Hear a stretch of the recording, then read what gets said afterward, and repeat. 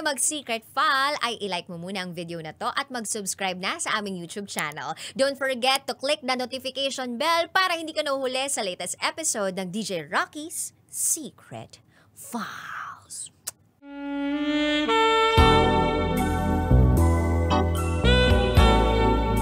And now, it's time for SPG.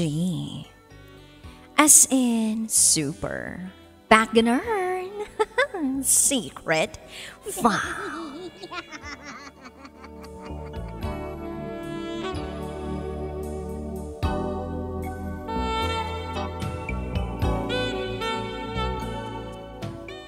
Sinipsip ko ang ano niya, kahit na bawal.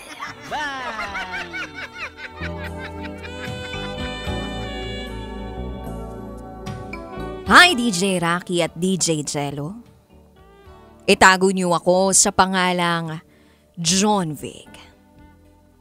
At ito, ang aking SPG, as in super back-ganern secret file. Hindi naman natin maikakaila na nitong mga nakaraang araw, ang lakas ng ulan, masyadong malamig, at uso rin ang baha.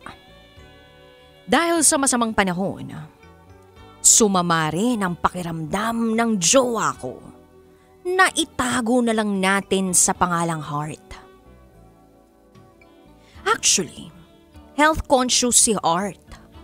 Kumakain naman ng gulay. May routine siya sa pag-exercise, natutulog ng maaga, at hindi rin madaling ma-stress sa buhay.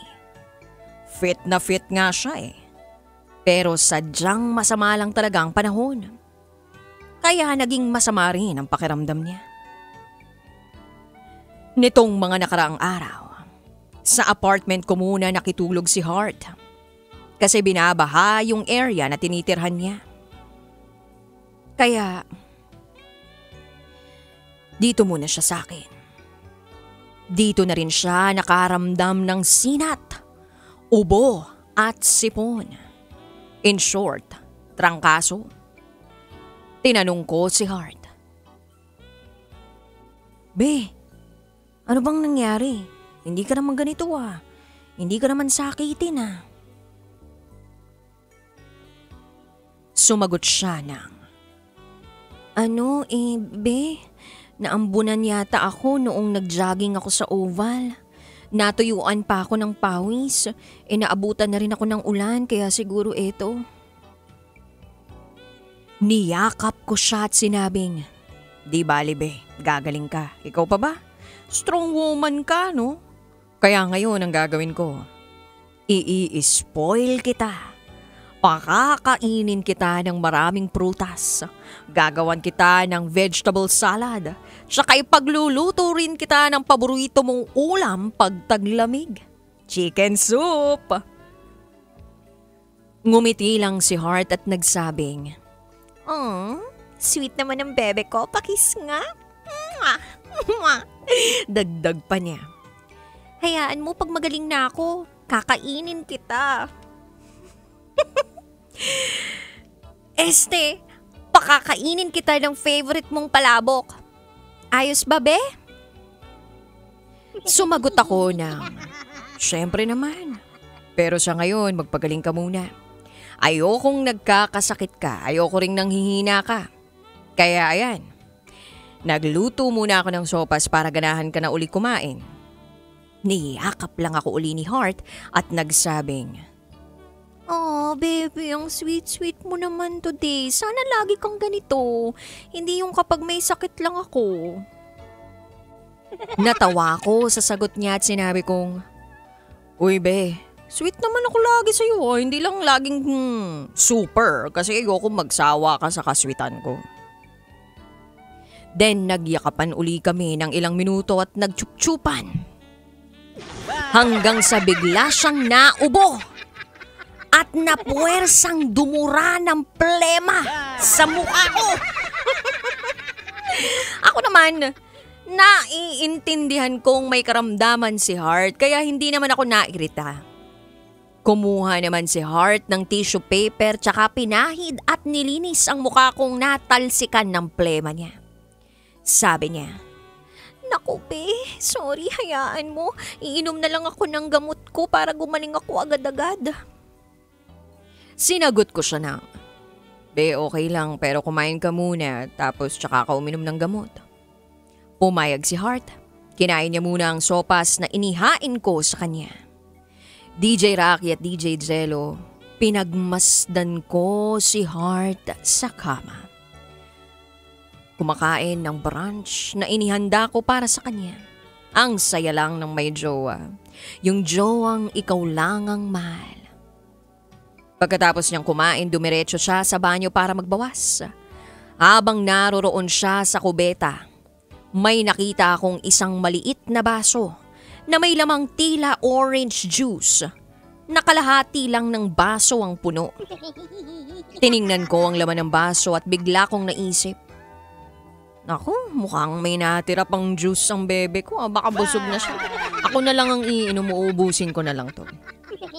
Kinuha ko ang baso na may maliit na straw at sinipsip ko ang juice hanggang sa maubos ko lahat yung laman. Maya-maya, kinuha ko ang pinggan at baso ni Heart tsaka ako hinugasan. Pagkatapos lumabas na si Heart sa banyo. Pero hinanap niya ang baso niya at sabi niya, "Nakita mo ba yung baso ko rito?" Sumagot ako ng, "Be, ininom ko na yung juice mo. Sayang naman kasi hindi mo iniinom eh." Nakita ko si Heart na nagulat. Nanlaki ang mga mata. Sagot niya sa akin, "Hala be, ano ka ba? Ba't mo ininom yun? Gamot yun sa ubo ko. Mucolytic yun, hindi yan juice." Halos mahulog ang pangako sa gulat at bigla na lang kaming natawa sa nagawa kong pagkakamali. DJ Rocky at DJ Jello, gamot pala yun sa ubo. Akala ko juice lang. Powder pala yun. Ng mucolytic na tinunaw sa tubig para inumin. Ano ba naman yan, nainom ko tuloy yung gamot ng bebe ko. Hindi ko naman kasi alam eh. Maling akala tuloy ako. Ay nako. Kaya ayun, nagpatimpla na lang uli siya ng gamot niya at uminom. Tsaka bumalik sa higaan para magpahinga.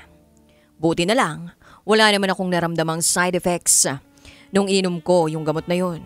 Pero lesson learned para sa akin, na magtanong muna at huwag agad iinom ng inumin o kakain ng pagkain na hindi naman iyo. 'Di ba? Huwag kakain ng hindi sa'yo. Parang jowa lang din. Huwag mong kainin kung hindi mo naman jowa. Para safe ka. Ayun lang DJ Rocky at DJ Jello. Sana ay natuwa kayo sa ibinahagi kong karanasan. Tandaan, huwag inumin o kainin ang hindi naman sa'yo. Yun lang, maraming salamat. Muli, ako si John Vic. At ito, ang aking SPG as in Super Back and Earn Secret Fun.